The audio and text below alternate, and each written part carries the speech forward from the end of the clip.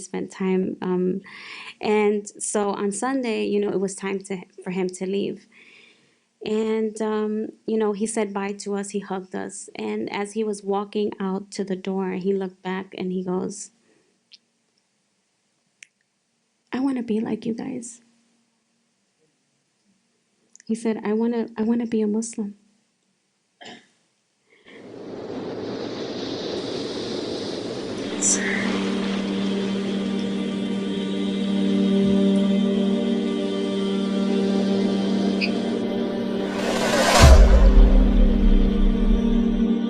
Assalamu alaikum, everyone.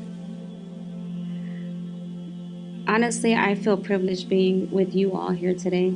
How many of you are Muslim? Can you raise your hand? Okay, so we have one person. MashaAllah, MashaAllah. First off, all praise is due to Allah subhanahu wa ta'ala. Without His grace, without His mercy, without His forgiveness, I wouldn't be here today. You wouldn't be here. We wouldn't all be here today, right?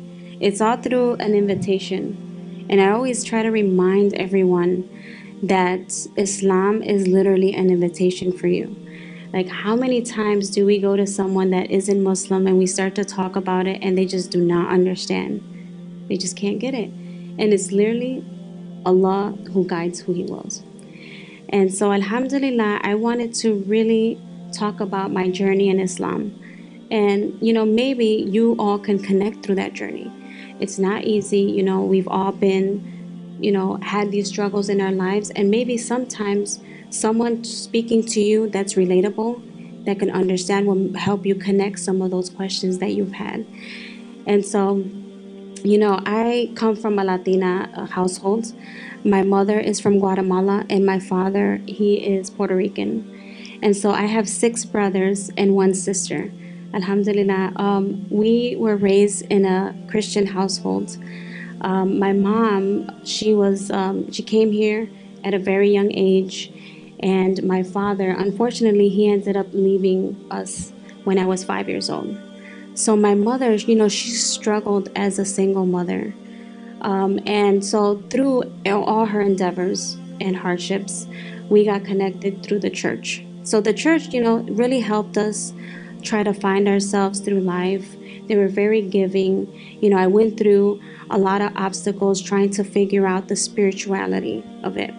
So, something that I realized throughout me being involved at the church was that there was a little bit of a disconnection when it came to understanding the spiritual aspect of it. And I see some of you, nodding your head, yeah, because a lot of times what we read in the book is not what's being portrayed. There's a little disconnection there. And so, then that becomes where we start to feel a little bit, depressed and sad, and we're trying to get answers and we can't find them. And so, alhamdulillah, throughout my years, I was just, and going through dark paths, trying to find myself. I ended up being Catholic. So I went from Christianity, then I went into being Catholic. And then again, here we go, still that disconnection. I'm reading something, but it's not adding up, right? And so, I was like, okay, I'm just going to take a break a little bit, from religion and just try to find my way in the world. Well, that doesn't work out either, because now I'm walking blindly. At least I had a little something to hold on to. So, and then I was like, okay. So I was around 17 years old where I went off to college. I moved down south, and my brother at the time, he ended up calling me, and he goes, Helena, I want you to know that I became a Muslim. This was like my mentor in life. And honestly, I ended up really being upset. It was a disappointment to me. I felt like he betrayed something that we, didn't know of. It was like shocking to me. And I actually ended up disowning him because of it. I didn't want anything to do with him. So I went a whole year without talking to my brother. I still, spoke to my mother. I still called her. I checked on her. And I would kind of ask about him. And he would tell me, he stopped going out. He stopped hanging out with these people. He stopped, doing these things. And I was like, oh, that's good. I don't want to know anything about him. It was just my stubborn ways. And so one day she tells me, Esby. So we end up, his name is Esby, but we ended up calling him Abdurrahman after he took his shahada. That was his new name. So he says, Esby, he went to this place where they had a box, and it was a black box. It ended up being Umrah. He went to the Kaaba. And so I go, really? What's the Kaaba? It just kind of made me realize, like, why do you have to go across the world in order to get some type of spiritual connection or what? So I started to wonder a little bit. And during this time, I said, maybe I should go and read about Islam instead of me being, negative and just being judgmental about it. And so I went so back then, this is 25 years ago. Can you imagine? We didn't have any social media. We didn't have all the technology we have today. It was literally us going into the library, and we had to research everything on the computer. And so I started to, read books and read about the science behind, Islam. And one of the books that really, really touched my heart was this book that was called "What is Islam About" by Yahya Ermerk. And it goes into like all the scientific reasoning behind why things happen. And I really sat there and I said, oh my God, like, I started to cry a lot. And I was just like, is this for real? This is what I've been asking my whole life. I couldn't believe the whole Trinity thing. Why do we have to go through this person to get to God? And this was like, I can actually feel connected to God alone. So that was one thing that really hit me when I decided to take that leap, was the fact that a lot of these churches didn't explain to me, or they felt like I only could get connected to him through them, through going to the Sunday or talking to. That was the only connection. Now here, Islam, you have that self-reliance on Allah subhanahu wa ta'ala anywhere you are. You can pray wherever you want. And for me, that was freeing. That's me being spiritually free and connected to him wherever I was. And I was like, oh my goodness, is this how it is? And so alhamdulillah, so at the age of 18, I decided to take my shahada. And honestly, it was the greatest day of my life. I was down a dark path, and it brought me back to life. Honestly, 25 years now, I'm looking back, and I don't know where I would have ended up if I didn't, take that decision. Alhamdulillah, and it's all through his invitation, by the way. And my journey began after I took my shahada, because 3 months after I took my shahada, Ramadan came. And I was like, okay, so I'm the type of person, whenever I go into something, I go 110 into it. And so here I'm like, Ramadan is coming. Now I got to order books. I got to read about it. I got to study. And, at the time I was in school, I lived down south. I was in a very rural area where no masjids were there. There was no family and no Muslims at all. And so I just had to really figure it out. So I began to read about Ramadan, and one of the things that captured me was the fact that community, family, and connecting, eating, enjoying. So that was something that I was really excited to be a part of. So my first day of fasting was a little bit trying because, again, I'm alone in this area where I have nobody. And I had my prayer times. So back then, again, we have to print everything out. So I had my prayer times up on the refrigerator, and I would cross it off. Okay, this time, okay. It was like a daily accomplishment to do it. And so so by the third day, it got very repetitive. But and then I started to feel a sense of sadness and loneliness. And it ended up hitting me a lot that everything that I read wasn't necessarily what I was supposed to feel, right? Everyone's experience is different. So whatever someone else is going through is not necessarily exactly what you're going to go through in life. Everyone is going to have a tailored way of doing things, right? Alhamdulillah. And so by the fifth day, I broke down. I'm going to be honest. I sat there and I just cried. And I cried and I cried and I went into sujood and I was like, this is not supposed to be how Ramadan is, supposed to play out. I'm supposed to have family and friends. And, as time went on, I always got more and more connected to Allah. And so this was really His plan. At the end of the day, it was like He designed that time for me to just be connected to Him. And by the second, third week, Allah subhanahu wa ta'ala, He became my best friend. He became my confidant. He became my counselor. And I ended up slowly detaching myself from feeling the connection of people. By the fourth week, I felt so much peace in my life. I felt so much tranquility. And it was because it was a spiritual cleansing that I did not know was partaking. I always like, okay, I'm just going to stop eating for a time period, but what else entails with this? And there was so much connected to it. Me building that relationship with God that I was never taught to do. It was almost, you have to build the relationship with people or the priest or, different people. When I did turn all of that to focus on just Allah subhanahu wa ta'ala, that's when I got completely disconnected and I said, oh my God, I am spiritually free. And it was probably the best feeling in the world, and it made me who I am today. It made me be a person to now, this Ramadan, this is my reset button. This is me disconnecting myself from everything and everybody and just focusing on my spiritual healing, my spiritual connection. And so there's a lot of wisdom behind fasting, right? A lot of our desires that come with it. Some people, they say, oh, you're not going to eat from, sundown to sunup or sunup. It's not necessarily just not eating. I mean, think about it.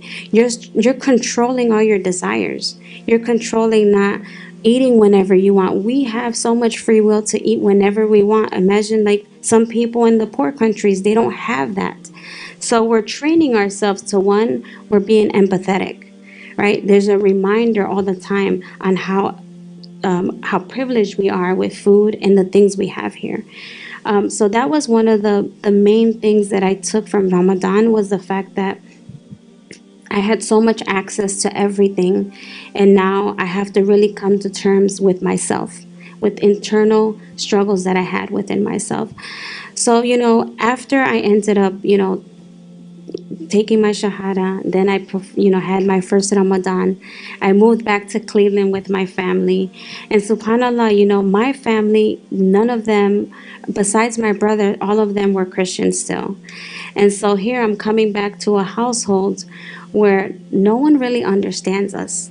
I'm trying to explain myself and they're not understanding it. And so I ended up realizing that there's no explanation needed. The Prophet ﷺ, how did he give dawah, right? It was through his examples. And that was exactly how my brother gave me dawah. I didn't talk to him for a whole year. And through his ways of changing, that's how I was able to connect and be like, wow, I really love this religion. Or look at Maria, she changed. Look, she stopped going out. She stopped being with such and such. Those small actions are so impactful. When you take your shahada, and I'm going to be honest, you're being watched. They're waiting for you to slip up and say, see, she turned to be a Muslim and she did this and that. No, this is you showing them that you're actually practicing and you're being for real about this. And so that's one of the advices that I can give you. I know some of you are worried about your families, but honestly, the dua is so powerful. The prayer is so powerful to help people. And he's the one that controls people's hearts. We don't do that. I ended up learning that years down the line. that I would try to change people and control their hearts, and that doesn't happen. It's all through His will. Some of you are fasting, right? So I wanted to also connect to, if anybody here, if it's too long for you or you guys have to take a break, let me know. I know, your first Ramadan fasting, it becomes hard. So this is a open and safe space to feel free to let me know that, you needed a break. So yeah, so after I ended up going and moving in, me and my brother, he lived separate from me, but we kind of collaborated and we talked about our families, and we would still enjoin with them, but we would not enjoin in their particular holidays. So that's something that we had to do. We had to set a little bit of barriers and let them know, like, we're serious about this, but we're still going to be here as a sense of support, and we still love you guys. We still are here, whatever you need us, even more. So this is what I ended up doing: is I became more resourceful for my mother. Being a Muslim, it's an amana on us, it's an obligation for us to help our parents. This is huge. And so I took that very seriously. And through those efforts, my mother, she, after 6 months of me being around her, she said to me, Elena, I want to be a Muslim. And she started crying. She said, you're just an amazing person. And I feel like I want to be, part of this. And so for me, that was everything. She ended up taking her shahada, and after she took her shahada, my sister did, and then my other two brothers did. And alhamdulillah, 25 years later, my family became Muslim. And so another story I want to go into is the fact that my brother, when he went to Umrah, he made two du'as. One of those du'as was that his family become Muslim. His second dua was at the time that he had taken his shahada. He was married, and his wife decided to leave him. She did not want to be with a Muslim. And they had 3 children at the time, which, to him it was very heartbreaking. He had to decide, either I'm going to save myself or continue to be with my family. And he said, what good am I going to be if I'm going to stay with my family if I'm not good with God? And so he decided to, to take his shahada and go that route. And so, subhanAllah, after we all became Muslim, his wife ended up getting married to a Palestinian, and his kids were raised in Islam. So Allahu Akbar, so all of his du'as were answered to him. So the power of dua, again, I always say, just pray to him. He's there waiting for us. We leave him. He never leaves us. He's waiting, sitting there waiting for us to pray to him. So, then I ended up saying, okay, now I have my family, but how do I enter the community space, right? So I think this is very challenging as well. But also, what I got out of it was the fact that we always have a perception of us not being accepted, right? We feel like automatically we're the outsiders. But realistically, we're really not, because the Shahada is so powerful. And what we failed to realize is that we just gained billions of brothers and sisters. Like, anywhere you go in the world, if you see my sisters in Islam, if you see a hijabi, you're like, okay, I'm good, This is now just normal to us. And so I had to figure out how to get connected to different types of community. And so I just organically walked up to everyone. Assalamu alaikum. My name is Helena, and I am Latina. And that's what I started to do in the community. I would go up to people and I would shake their hand. And that was like me breaking that barrier of feeling like I'm an outsider. And so sometimes, and I always say this, ask questions. Because when you assume things, they're not actually what it is. And so one of my main focuses was, okay, I'm going to try to just be myself, because Islam is not really trying to change who you are. It's trying to enhance you. And it's trying to bring you on the right path. This is all we're doing. Some people say that, Islam is so hard, and it's really not. Allah gave us the tools to make things easier for us. And so alhamdulillah, by me reminding myself of those things, and actually being educated in Islam too. So that was very important for me. So through those efforts, I ended up, getting married. By the way, my husband is sitting up here, mashallah. He's Palestinian, and I was able to adhere to different culture, right? So I'm a Latina. I like Spanish food. I love to be around family and friends, and so I'm getting married into a Palestinian household. They like food too, but I like the sazon, the sofrito. I like to put the little Spanish stuff in the food. So I would go back and forth with my mother-in-law, and she would make the Arabic food, and I would throw in my Spanish seasoning. So that was like a good little, that was her, welcoming me welcoming her, and it was just an amazing, connection. But again, that doesn't happen all the time. I was fortunate enough to be married to someone who was open-minded, religious, and he saw me as a Muslim, and so when you connect with people, you look at them as just a Muslim. We are brothers and sisters, alhamdulillah. And so, after I got married, and at the age of 27, now I'm going to fast forward. At the age of 27, my brother ended up reaching out to a friend of his, and they got connected to a person who they thought was my father. So, my father, for those of you who are just showing up, my father left us when I was 5 years old. He walked out on us. My mother, she was a single mom for a long time.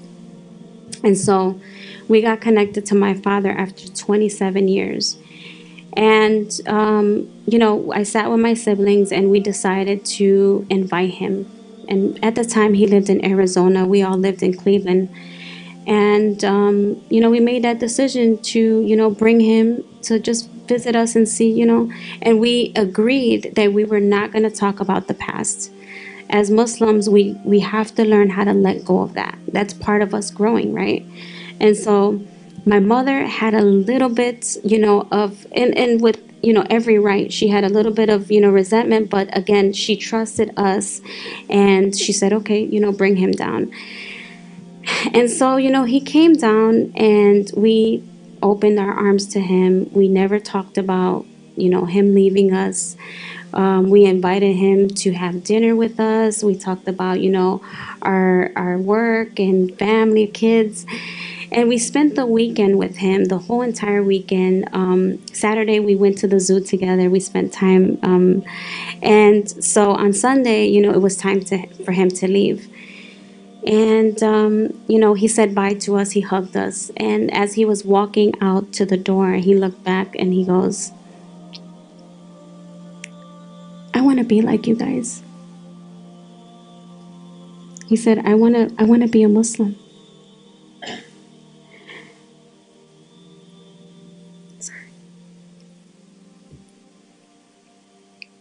And so he left, and he took his shahada.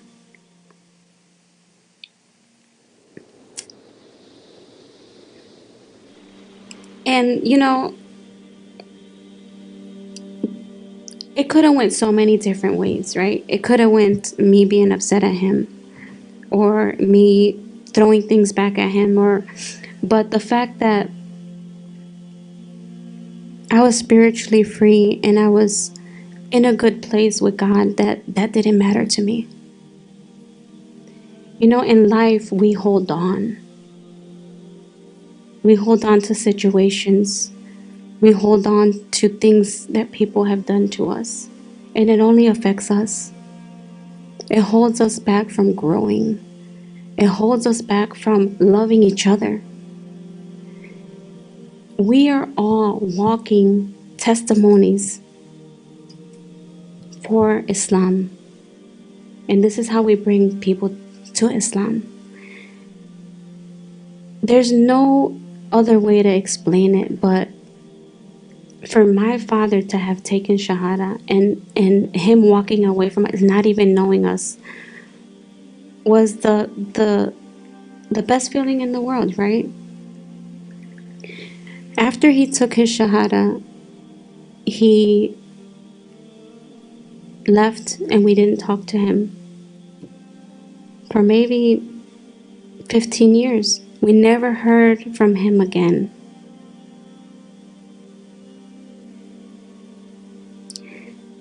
This past October, we received a phone call that my father had passed away. My siblings and I, we got together and we said, okay, he took his shahada and he's a Muslim. Now keep in mind, my mother was a single child. She had no brothers, no sisters. She was an immigrant. She was here alone. I was raised alone with my siblings, that's it. And so I never knew my father's side of the family at all. So after we found out that he had passed away, we came together and we said we have to give him his right. As a Muslim, we have to bury him Islamically because he's our father. And so we all flew to Connecticut. And, when we got there, I ended up having 17 uncles and aunts. My father flew to Connecticut. He lived in Arizona. He flew to Connecticut because he wasn't feeling well, and he died where all his siblings were. And so we were united with all this family. And lo and behold, a lot of the family members were pastors. So half of the family were all pastors. So here we're sitting in this gathering and we're telling them we want to bury him Islamically because this is his right. And they're saying no. Nothing indicated to us that he became Muslim. And so when we're sitting there, we're just like, oh my goodness, but he took shahada, we know. And so right when we're sitting there, subhanAllah, a guy comes in a wheelchair. He's being pushed in. And he goes, Salaam alaikum. And we're like, me and my siblings, we're like, what? Wa alaikum salam. And then, so he is my nephew that lived with him, that used to go to the masjid, and he took his shahada. Allahu Akbar. And me and my brothers, I started crying. I'm like, dude, I can't even make this up. This is like, so then they had no choice but to allow us to bury my father. And so we ended up burying him, alhamdulillah, Islamically. And it was truly, truly a blessing for us to have that privilege to do that. So honestly, one of my biggest things is, and what I wanted to tell you all, is that this isn't a marathon. When you take this leap, you walk it through slowly. And you first start off with your intentions. Intentions play such a huge role in our lives. Whenever you do something, make sure you're doing it for the sake of Allah. If I'm giving something to someone, I'm giving it for the sake of Allah. If I'm going to the masjid, I'm doing it for the sake of Allah. Anything that you do, and then Allah will slowly guide you. He is the one who guides. He starts opening doors for you. And so, alhamdulillah, I am now living in Sacramento. I am the charitable aid director of Al-Misbaah, a nonprofit organization that services over, I'm going to say, 12,000 refugees. We help refugees get resettled, and I have an amazing family. See, I was this person that didn't have anyone, and now Allah brought amazing people, like even you all. You guys are amazing to be a part of and to be here. So, Jazakumullahu khairan for everything. I really appreciate you all. And I'm going to open the floor up for questions if anyone has any questions. Here, oh, she's going to bring you the mic.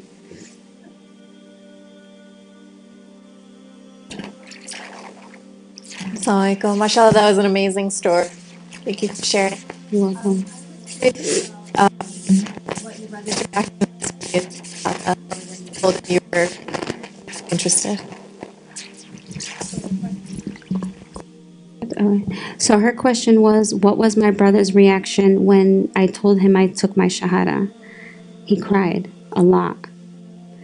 I could only imagine how he felt being alone, and so for him, this was his prayer being answered. So he cried a lot, and we became more than best friends. He would call me 4 or 5 times. I couldn't get rid of him at that point. He would call me, so what did you do now? Did you make your prayer? Did you do this? He's like the Islam prayer guru. Like now everything had to go by him. So alhamdulillah, and he became my mahram. He became my wali, which now I had a protector.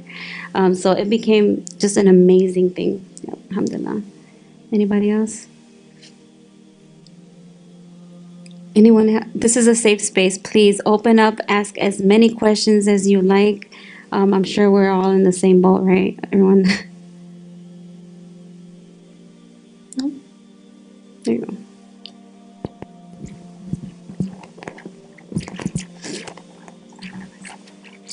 Assalamu alaikum. My question is, as like someone who's not a reword, but let's say you know a lot of people who are rewords, how can you help them feel more comfortable with their journey?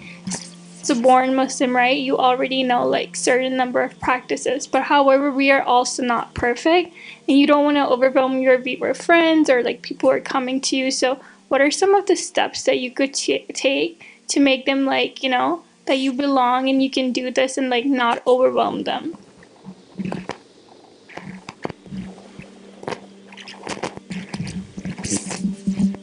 Share the chat. That's a good question.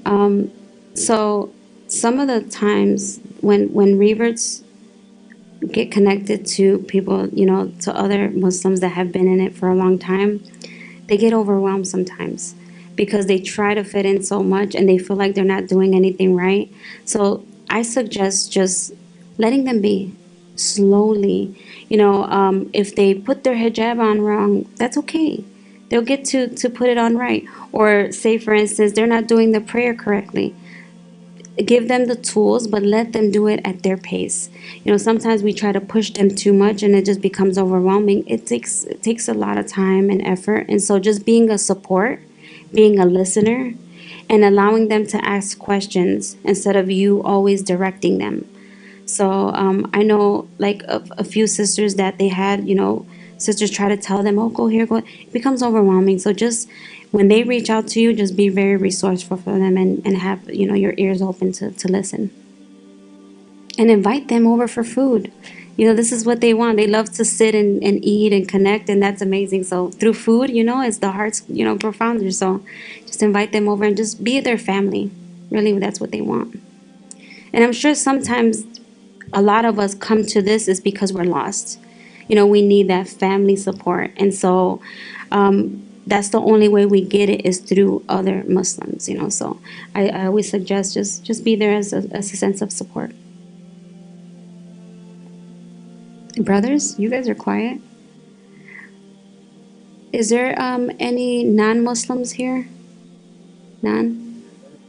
Yeah. Oh, mashallah. Oh, yeah, mashallah. So we have non-Muslim and then non. I want to know what brought you here today.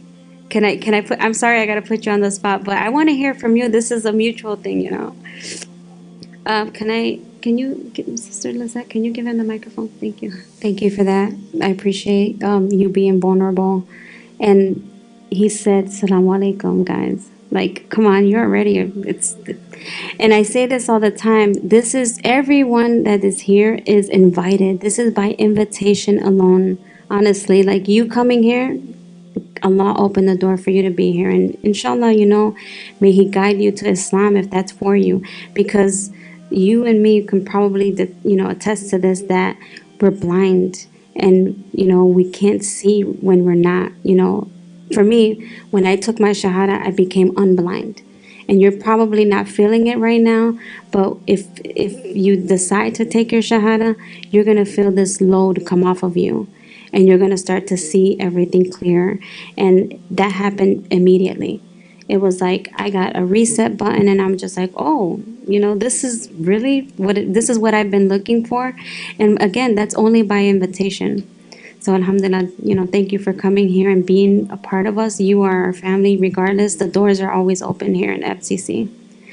Anyone else? Would you like to say anything today? Thank you for that story. What's your name? Dan, and your name? Dan. What? Dan and Dan? I'm telling you, he is the best of planners. You guys are meant for each other. So, Dan, why don't you stick around and watch Dan take his Shahada tonight? And maybe this might be something, an experience for you, inshallah. Well, Jazakallah khairan, Dan and Dan, for your story. I mean, and I commend your wife too, because she was probably a good example to that, right? Alhamdulillah. See, through her examples, she was able to bring him in. So, again, this is one, an invitation. Two, it's a community effort. And something that I want to just, before we leave, we have like 4 minutes before we head into the next room. MCC Pleasanton is literally a gem here. You have not only a masjid, but you also have a community center. MCC helps so many underprivileged, families out here. They provide so many resources. Make this your home, make this your community. We work together with MCC all the way to Sacramento. We have a bridge where we give each other, needy resources. We help each other with all kinds of in-kind donations. And what I want to say is how I got really connected was becoming a volunteer. I would take, so, our dean, after, this is years down the line. You perfect the salah, and then you do the fasting, and then we forget about the zakat aspect of it. Now, zakat is just not giving money. It's actually giving your time and doing things for the sake of Allah. And so throughout the years, I wanted to still, try to get connected and feel more, sound. And what I did was I became purposeful to helping those in need. And so that balanced me out. And so what I tell you is give time to help those in need, and then you'll feel very connected. So Jazakallah khairan, everyone, for taking the time to be here today. I feel honored having you guys on and having iftar with you all too, because now I got more family members, mashallah. And so I'm gonna be here until later on tonight. Feel free to come up to me, talk to me, and I'll be here as a resource as well. So assalamu alaikum wa rahmatullahi wa barakatuh. It's working now. Oh my gosh, now it's working. Oh, thank you. Here. Just take this one.